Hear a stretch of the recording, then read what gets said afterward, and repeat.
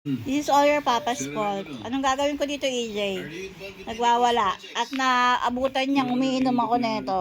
Kasi ang sabi ko sa'yo, bilhan natin si 30 ng chocolate drink para iuwi natin sa kanya. And you said, no, no, no, Papa. O ngayon, paano ko to paratahanin?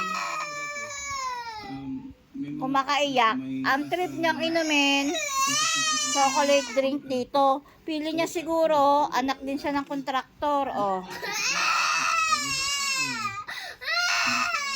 mag-inom ka lang ng Milo drink. Tita po. Ha? Tita po. Nasa construction business. Opo. Tinuruan ka. Baka anak to ng kontraktor. Ang gusto niya magmerienda sa SBC. Dito niya gusto magmerienda, EJ, Samantalang ako noon, okay na sa akin ang kwek-kwek, merienda na yon. Yan siya, gusto niya dito pa. Ako ba ang may kasalanan? Papa mo nga.